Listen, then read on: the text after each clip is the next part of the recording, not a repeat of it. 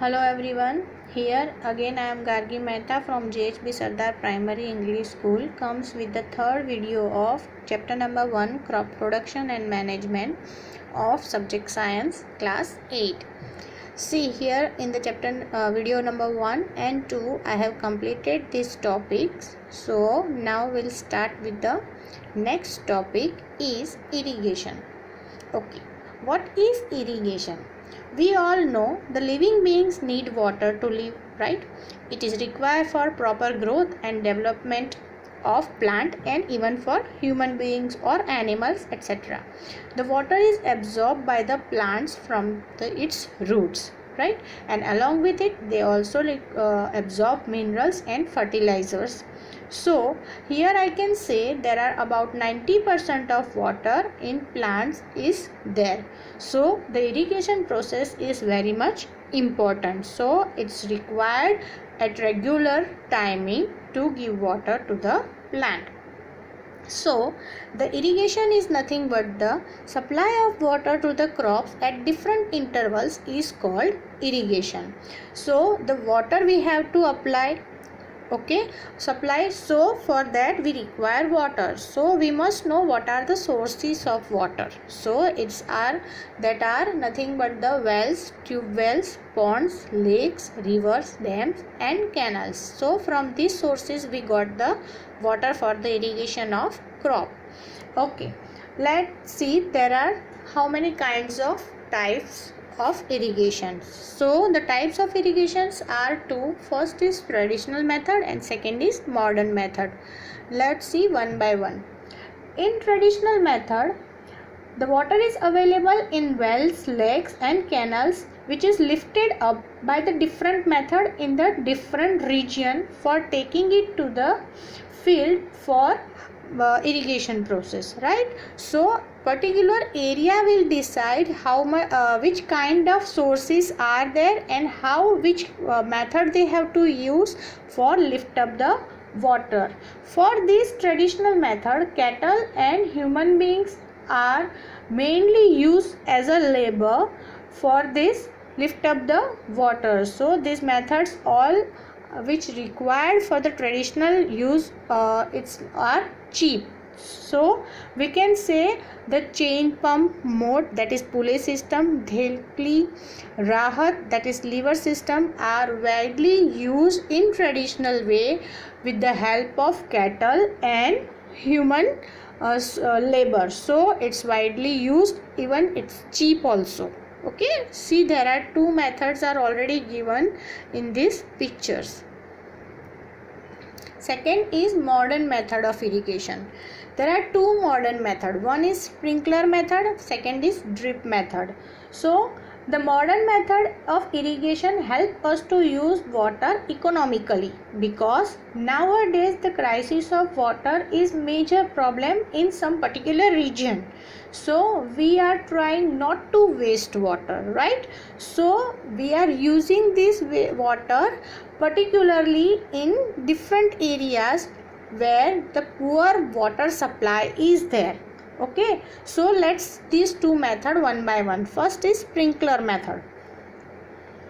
It is a method of applying irrigation of water which is similar to rainfall. See here you can see it, they are spraying the water into the field. So it's just like a rainfall. The water is distributed through a system of pipes, usually by pumping. So the pumping of water into the pipes are there, and with that force this water is comes out and they are going to the field. In the whole field they cover the whole field just like the rainfall. It is then sprayed into the air and irrigated entire soil surface.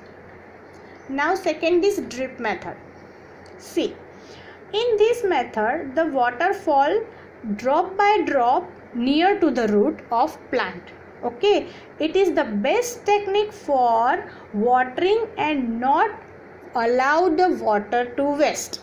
So we can say this widely used where the availability of water is very poor. Understood? Since this drip method is widely used where the water supply is very less. So these two are nothing but the modern method of irrigation. Now, protection from weeds. In a field, many other undesirable plants may grow naturally along with a crop, and these undesirable plants are called weeds. Weeds can be controlled by using certain chemicals called weedicides. I explained weeds because these weeds are nothing but the undesirable, unwanted plants which are grow naturally with the crop, and they are give very good competition for the food like nutrients, water and the space. So we do not require this unwanted plants, so we have to remove it, right? And for that we have to use weedicides. Weedicides are nothing but the one kind of chemicals which can be added in the field. So there is one example is also given, 2,4-D. it's a weedicides which can be applied for the removing of weeds. There is one physical method also. The manual removing includes the physical removal of weeds by uprooting or cutting them close to the ground from time to time, and this is done with the help of sickle or khurpi or a seed drill. See, this physical removal method is nothing but to remove the roots with it, remove the plant with its roots. So we have to uprooting it. Otherwise we can cut it from the very close to the ground in time to time. So they cannot give this much of competition, and we require a good yield of crop. See, there is one man is spraying a weedicides in the field. Now harvesting. Harvesting of crop is an important task. Cutting of a crop after its maturation is called harvesting. When the crop will mature, we have to take it out. Okay, whatever the required yield, we have to separate it. So for that harvesting is required. It can be done manually with the help of sickle or by a machine called harvester or combine. We can do by these two ways. Either we can use sickle or we can use harvester or combine. In the harvester, crop the grains are separated from the chaff by the process of winnowing and threshing. See, the harvester or we can say combine is doing two work together. They winnowing it and they threshing it. So for that it separate the grains from the chaff. So that chaff is nothing but the unwanted things of the plant. So what we required is grains. So this harvester can separate it too. So there is a two picture of sickle and combine. Now storage. Farmers has to store grains in jute bag or metallic bins. Why jute bag or metallic bins? Because this jute bag is nothing but the porous and it's moisture. It has a moisture and other things not affect. The moisture is not affecting the jute bag, right? So the moisture and the other thing is not affected. So jute bag is used, and otherwise they are also using the metallic bin. That metallic bin is not allow the moisture to come inside. So for that they are using metallic bins. So even for the storage, however, the large scale of storage of grains is done in silos or granaries. The granary and silos are used to protect them from the pests like rats and insects. Here the silo and the granary are also used. It's for the protecting the grains from rats and insects. These are nothing but the tall tower like structures. Now animal husbandry.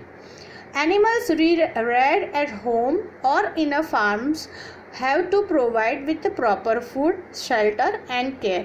When it is done on a large scale is called animal husbandry. The animal husbandry means when we are taking care of animal. Okay, they require home, they require shelter, so we are taking them to the home and take care of them. Otherwise we can take them to the farm and then we have to provide the shelter. Also we are going to provide them a proper and good food. okay, and then we have to take care of them. So that is when we are doing it in the large scale, that time we can say it's animal husbandry, right? So here it comes with ends with the chapter number 1. So we